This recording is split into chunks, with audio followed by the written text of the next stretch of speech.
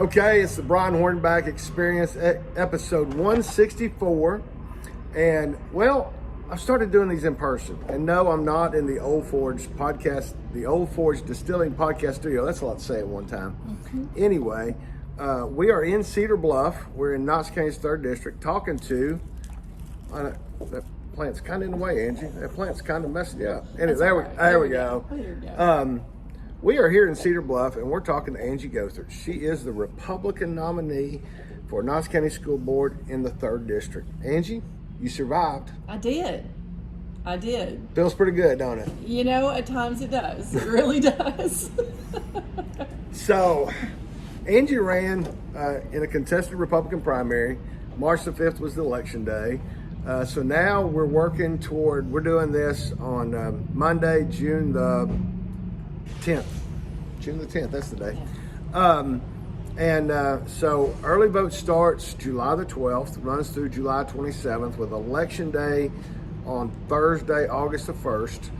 You have a Democrat opponent, so here we go again, right? Yep.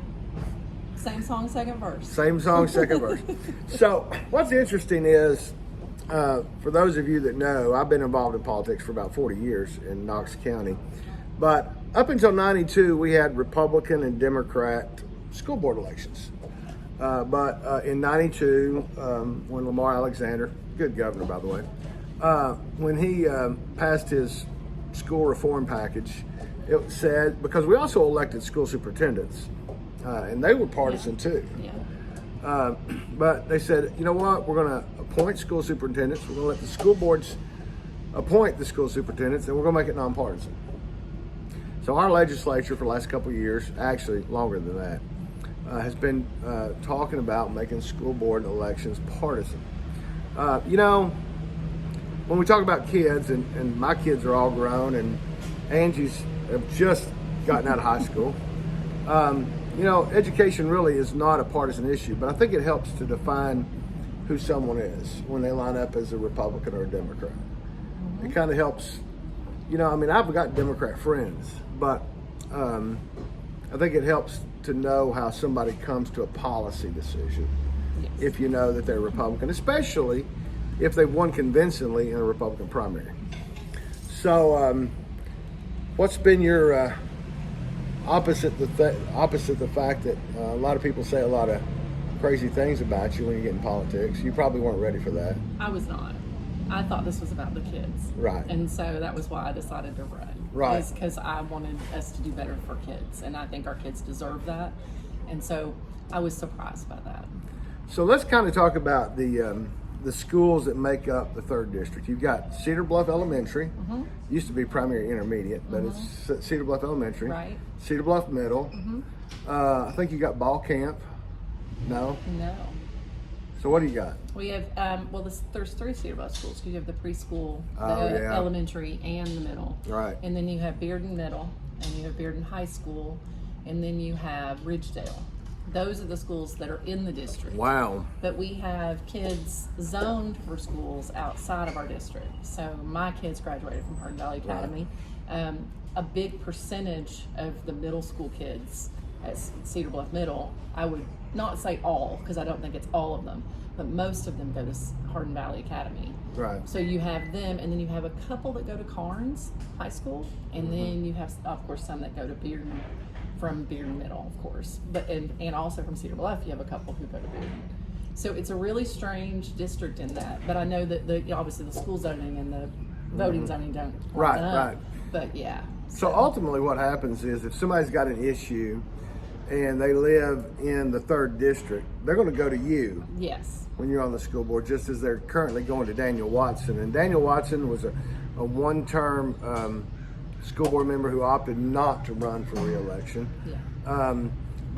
So even though those schools aren't necessarily in your district, you represent the people in those, yes. in your school board district. So if they've got an issue at Hardin Valley, obviously they're going to call you, and you may have to work with Betsy Henderson, or first you start with the administration, right? Sure, absolutely. So there's been a lot of controversy going on with the school board. Hopefully, a lot of that'll be died down by the time you take office September 1st. Well, that's what we hope. That's what we hope. So Then again, it may just continue on. But you never know. You never know. Like I said, I didn't know what this was when I got into it. So we just don't ever know. Well, and the interesting dynamics are that now that politics is a factor in school board elections. I mean, it's been 20 years since I was on the school board. I don't know that we ever had really some of the fights that happen today. There's a lot of controversy going on about the books in school, right?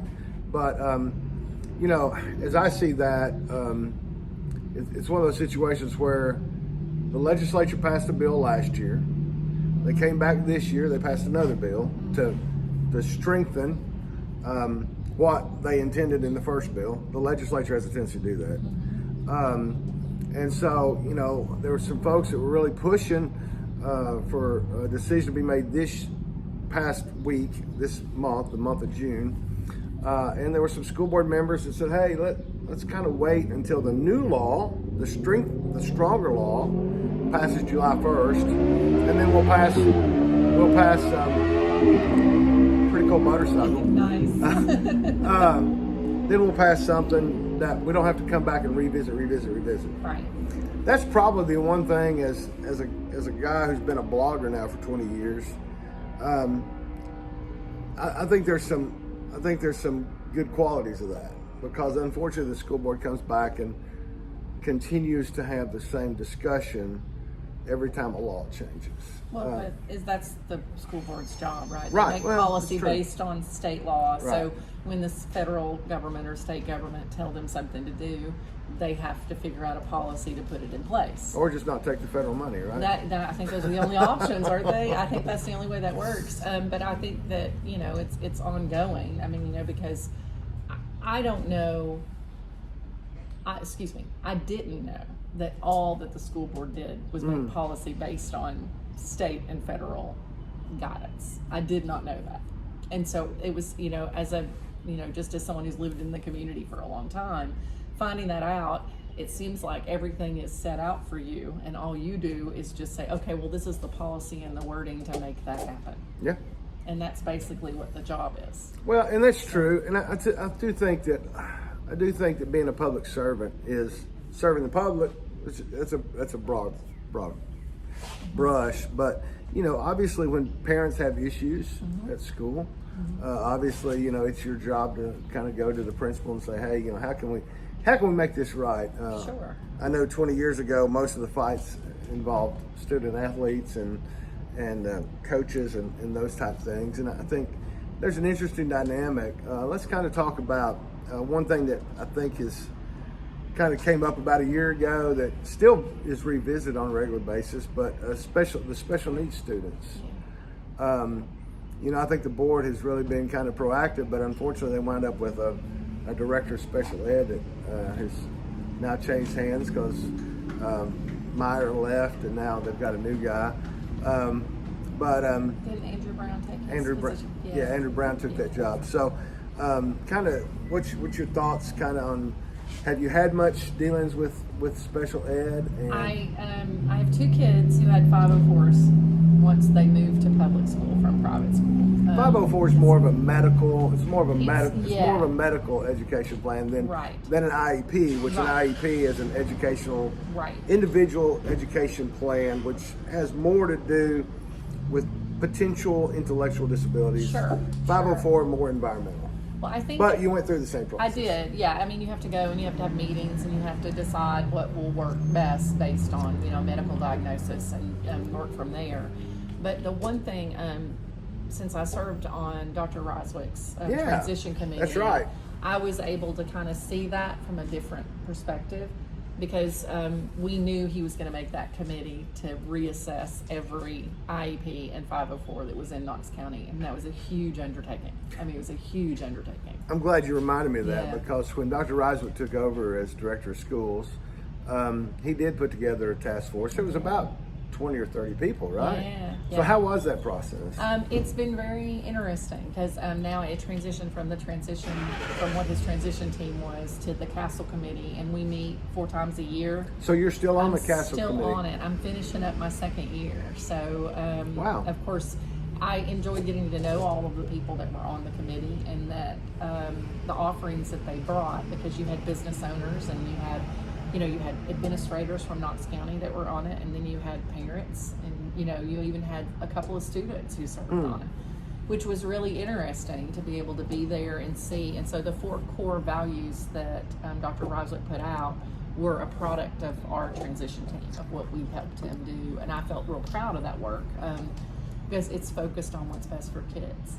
And so that was how we found out about the special needs things were going to be reassessed, and they're going to go through and see, because it is federal law to follow those guidelines. And so I think anytime that obviously a federal law tells you have to do it, you kind of have to do it, right. Because that's kind of the way it works. And so we don't always like it, but it's kind of the way it is. But with the special needs kids, I believe that they're on the right path now, because they did take that time, and they kept several of the people that were on that committee that assessed all of the files, and they're going to work through that with parents. And the parents that I've talked to in District 3 who do have children that have IEPs have been really, really pleased with what has come out of it. So I'm assuming at that point you were leading an organization, quasi-political community group at the time, and I'm assuming that's kind of why Dr. Roswick picked you to be on there. But in that process, that kind of opened your eyes to it, and you're like, and that's probably what propelled you to think, maybe I'd like to be on the school board. Well, right? I think it's one of those things where people, I've lived here since 2000. So my husband and I moved out here in 2000, and we had lived in the city up until that point. And I think once I started volunteering in the schools, there were people who were like, have you ever thought about running for school board? I was like, oh no, I'm good. I was like, I like volunteering in the classroom, and I think I can get things done this way. And 2020 was when I decided that I was complacent, and I didn't know I was complacent. And so, but I think a lot of us were. I think we all just were like, oh, well, everything will just be okay. And you don't ever have to go and speak out. You don't ever have to do any of those things. And yes, I did start an organization here that allowed us to learn the issues of being outside. It's okay. That's it. There we go. It's okay though. That's the issues with being outside, but hey, it's all good. I think that's a lot of them. I think they're probably doing some maneuvers from over at Tyson, and they're choosing to fly over Cedar Bluff. I think Cedar Bluff is their turning point. I think that's what I've decided. I think Joe Biden is intentionally trying to do surveillance on me. Oh, I hope not. That would be bad. So when I started that group, it was because I didn't know how to go and speak, and I didn't know what the goal was. And so, I mean, I don't have a problem speaking in front of people, and I don't have a problem talking to people, but I wanted to do it in the right way.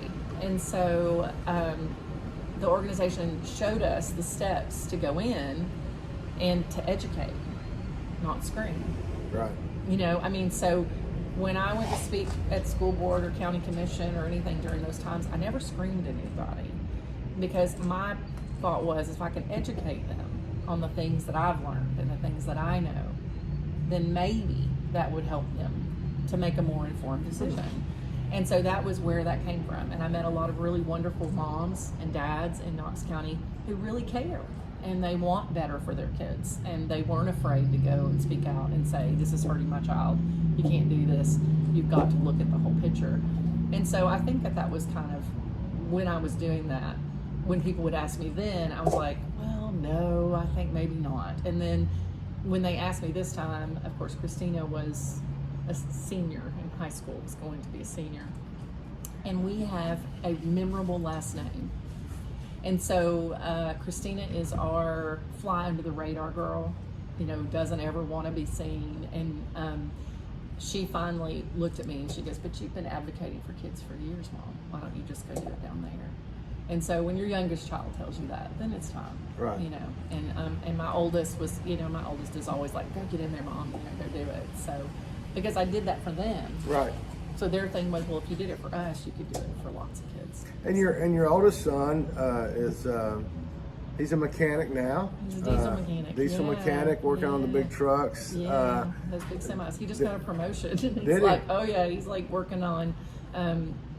They have I think he told me it's a $10 million contract with this company, and so he's the liaison who goes and works on site down there now. Nice. There's semis, and he was proud of his service truck. He videoed us, took us on a video tour of his service truck. Oh, that's cool. He has an AC unit in his service truck. So he's not tied into a garage. He's not. He's on the road. No, he's got to go and help them wherever they are. And Wow. but it has a welder in it. It has all this stuff in it. And I was like, good heavens! I was like, how did they put all this in the back? And he goes, it's just awesome, isn't it? And so it's like, a room full of toys for somebody like him. And then your daughter's at Tennessee Tech, and she's majoring in music, she's right? majoring in music. Yeah, she changed from education to Bachelor of Science of Music because she will probably end up teaching, and she's going to hate me for saying that. She will probably end up teaching, but she really wants to be a Foley artist. She wants to do the sound effects for Broadway shows and movies and television shows and do all those things. And so it's been very interesting. I met a guy recently in my day job. I get to go to Music for Seniors, and I'll have to go back and find it. So it's the spouse of the lead singer of a group. They live down in Loudoun County, but he's done music for Disney for years. So I'll have to hook you up with that. I'll have to hook Christina up with that content. She has her sophomore recital this year, and Tech is really having to rethink her path of study because of what she's doing. She made jazz band this year, which is something she never really did in high school, but she hooked on to vibe, which is a mallet instrument, and she was like, I really like this instrument. And I was like, okay, well that's great, and then she started playing, and her boyfriend was in jazz band, and so she went to all those concerts, and she was like, I think this is what I want to do. I want to play this. So she's technically, we laugh about this, she's a Bachelor of Science major studying jazz. And so, but Tech has happened to rewrite her path to graduation. Wow. And so it's been very interesting, but she has a sophomore recital, and she has to find a movie clip, and she has to make all of the sound effects for the movie clip as part of her recital. She's super excited about it because she was like, this is awesome, this is what I want to do. And so she's going to go back and find an old movie clip and go through, and she'll show it without sound. She'll show it with the original sound, and then they'll play it with her sound. Wow. So it'll be really interesting as a recital, because that's never happened at Tech for you to be able to do something like that. Oh, so that's it's fantastic. Really nice. Yeah. Isn't it amazing how our children? I mean, when you have your children, our first one was born October 29th of 1990. Then we have a daughter that we raised, and then our youngest one was born in 96. But isn't it amazing that when they're born, you're sitting there thinking, what's this kid going to turn into? And then they take totally opposite. Oh yeah. Totally opposite careers. I mean, our youngest one is like your oldest one in the fact that he's a car mechanic, and our oldest one is one that does lighting for. He's done the lights for a lot of music artists, a lot of country music artists. Works for a lot of now a lot of outdoor events, a lot of racing events, car racing events. He's had some aspect of. So it's just amazing to see two different personalities come from two different people, and they took totally different careers than either my wife and I, or I'm sure you or John. Yeah. Well, John and I were thinking about we were thinking about that. The interesting thing about looking back now is that Cooper started building Legos when he was 3. And we didn't think about it because, of course, we were first-time parents. We didn't know those were choking hazards, so we would just buy him whatever set he wanted and, let him build them. And he would build them and pull them apart, and then he'd build them and put them together again. And Christina has always played music. It's just one of those things where we think about, but we did not realize when they were toddlers doing those things that is where they would end up. But but Cooper, it's real funny because you say that they're opposite, but they both love music. And so I think because John and I love music and we love the arts and have always been active. And so I think that gets in them regardless. And so, we fight with Cooper a little bit about his music choices. We want him to broaden a little bit, but he's 22. What are you going to do?